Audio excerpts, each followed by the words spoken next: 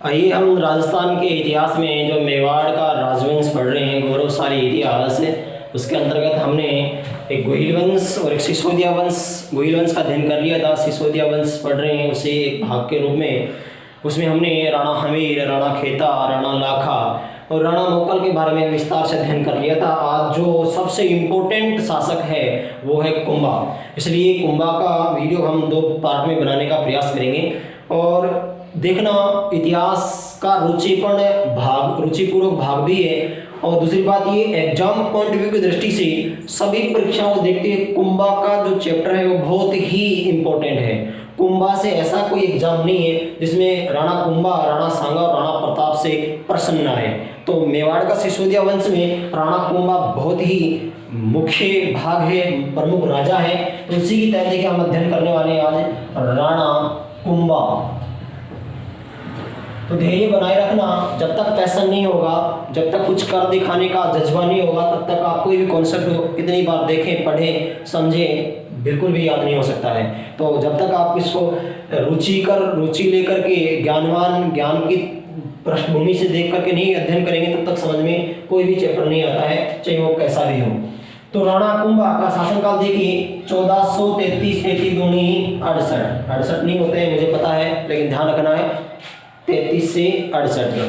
1433 से 1468 तक क्या रहता है, इसका शासनकाल रहता है। 1403 में जन्म होता है कुंभा का।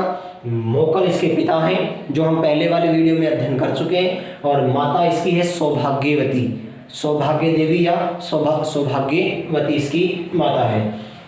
तो राणा कुंभा शासनकाल शुरू होता है। तो राणा कुंभा के बारे में जो खास इंपॉर्टेंट बातें हैं वो हम इसका एक रिदम में टॉपिक वाइज अध्ययन करना चाहेंगे। सबसे पहली बात तो राणा कुंभा की लेते हैं उपाधियां, क्योंकि ऐसा कोई भी पर्सन नहीं है जो राणा कुंभा का एग्जाम में नहीं आया हो। तो हम अन्य कहानियों का चर्चा नहीं करते हुए एक एग्जाम की दृष्टि से जो एग्जाम में इंपॉर्टेंट है उन बातों को सरलता से लेंगे। तो सबसे पहली बात, इसकी उपाधि लेते हैं कि कौन कौन सी उपाधियां हैं। सबसे ज्यादा इतिहास में उपाधियां कुंभा को ही प्राप्त है, ध्यान रखना। देखिए ध्यान से, हालगुरु, चापगुरु, शैलगुरु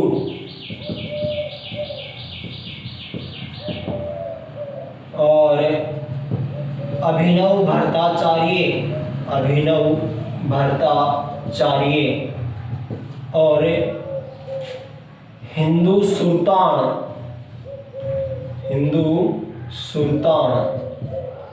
और राणो रासो और परम गुरु और राजगुरु, महाराजा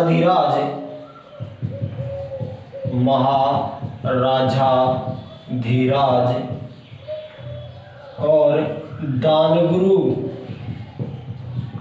ये इसकी प्रमुख उपाधियां हैं। और इधर बात करें जैसे छाप गुरु, तो ध्यान रखना है ये प्रमुख उपाधियां हैं किसकी, राणा कुंभा की। तो इन उपाधियों का एक प्रमुख कारण भी है कि क्यों कहा गया ऐसा। देखिए, जो हाल गुरु है इसका मतलब होता है, जो उपाधि है, जो पहाड़ी दुर्गों का स्वामी होने का। क्योंकि आपको पता होना चाहिए इतिहास में क्या कहा जाता है कि मेवाड़ के राणा कुंभा ने मेवाड़ में जो 84 दुर्ग हैं उनमें से 32 दुर्गों का निर्माण किसने करवाया, राणा कुंभा ने करवाया है। इस कारण से हालगुरु उपाधि प्राप्त है किसको, राणा कुंभा को। शैलगुरु भी गिरि दुर्गों का स्वामी होने के कारण। और यहाँ पहाड़ी, देखो गिरि का मतलब एक पहाड़ी होता है, लेकिन यहाँ पहाड़ी दुर्गों का स्वामी होने के कारण कहा गया है। चाप गुरु यानी कि जो तीर यानी भाला, आप जानते हैं कि धनुष में चाप होती है, तो यानी तीर चलाने में तत्पर होने के कारण चाप गुरु की उपाधि मिली है। धनुष विद्या में क्या था, धनुष विद्या में सर्वोपरि था, इस कारण से। अभिनव भट्टाचार्य और हिंदू सुल्तान यानी हिंदुओं का प्रमुख राजा, राणो रासो, परम गुरु यानी राजाओं का भी राजा, इस प्रकार। महाराज का मतलब भी राजाओं का राजा, राजगुरु मतलब राजाओं था दान देने में, दानशीलता में सर्वोच्च होने का, दानशीलता में सर्वोच्च होने का क्या कहा गया, दानगुरु।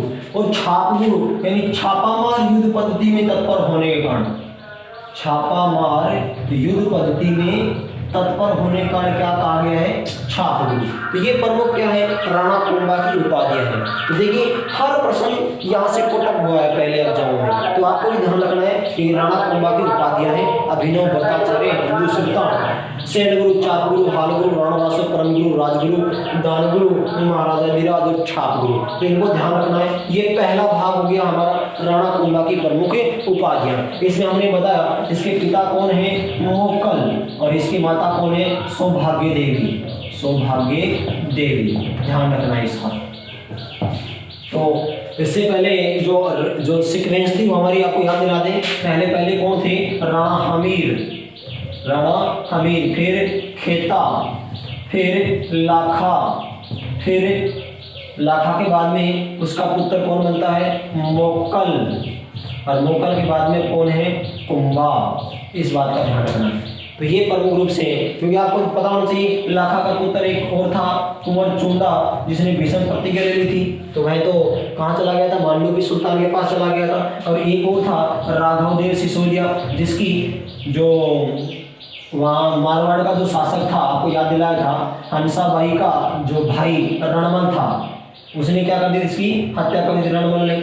और राणा कुंभा ने अब किसकी हत्या कर दी, रणमल की हत्या कर दी, भारवली को साथ मिलकर लगा करके। तो इस प्रकार रणमल मारा गया। रणमल का पुत्र अब क्या करता है, जोधा जो था वह चला जाता है मारवाड़, और वहाँ पर जोधपुर नगर की स्थापना करता है 1459 में, और मेहरानगढ़ दुर्ग बनाता है 1459 में। तो इस प्रकार यह जोधा वास्तविक संस्थापक बनता राठौड़ वंश का, जिसके हम राठौड़ में चर्चा करेंगे। तो अब यहाँ पर कुंभा शासक बना, तो कुंभा के बारे में विस्तार से अध्ययन कर रहे हैं। तो एक सीक्वेंस था मेवाड़ के सिसोदिया वंश का। तो देखिए अब आगे बढ़ते हैं हम इसके नेक्स्ट पार्ट पर।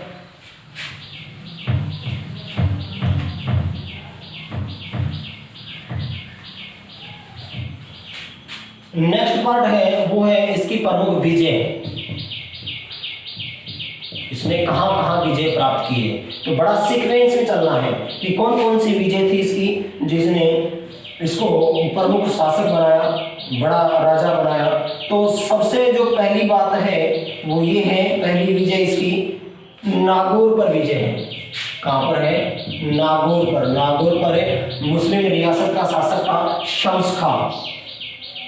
कौन था, शम्स खां यहाँ का शासक था, शम्स खां।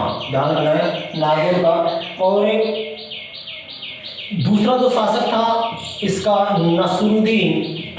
शासक तो ये था, नसरुद्दीन क्या करना, शासक बनना चाहता था, शासक बनना चाहता था। और इसने कुंभा से क्या मांगी, सहायता मांगी, कुंभा से सहायता मांगी। और इस प्रकार कुंभा ने नागौर पर विजय प्राप्त करके शम्स खां को अभ्यस्त कर दिया और नसरुद्दीन को क्या बना दिया, शासक बना दिया। और प्रतिवर्ष अब इससे क्या लेने लग गया, कर लेने लग गया, टैक्स लेने लग गया। तो ये पहली विजय थी नागौर पर, किसकी, कुंभा की। दूसरी विजय कौन सी है, वो है गुजरात पर विजय, जो प्रमुख इंपोर्टेंट विजय है। कहां पर है, गुजरात पर विजय। तो गुजरात पर जो शासक था वह था कुतुबुद्दीन। कौन था, कुतुबुद्दीन। गुजरात का शासक था यह कुतुबुद्दीन। कैसे, किस प्रकार से, शम्स खां सहायता लेने के पहुंचा गुजरात के शासक के पास में कि कुंभा ने मेरे साथ ऐसा किया है, मेरा राज्य छीन लिया है। तो कुतुबुद्दीन और शम्स खां दोनों को पराजित किया, कुतुबुद्दीन और शम्स खां दोनों को पराजित किया किसने, कुंभा ने। ये दूसरी विजय प्रमुख रूप से। अब जो इससे भी ज्यादा इंपॉर्टेंट है वो है तीसरी, वो है मांडू विजय या मालवा विजय, मांडू या मालवा विजय। तो मैंने आपको राणा खेता के समय बताया था कि जो मालवा और मेवाड़ संघर्ष प्रारंभ होता है, मेवाड़ मालवा संघर्ष प्रारंभ होता है, वो अब भी जारी है, कुंभा के द्वारा भी सांगा तक जारी रहेगा। देखिए मांडू और मालवा विजय हुआ इस प्रकार से कि मालवा का जो शासक था वह था महमूद खिलजी। वो खिलजी नहीं जो दिल्ली का सुल्तान है, दूसरा खिलजी है, मुस्लिम रियासत थी, मैमून खिलजी प्रथम था। सेकंड होगा सांगा के समय और ये प्रथम है कुंभा के समय। तो जो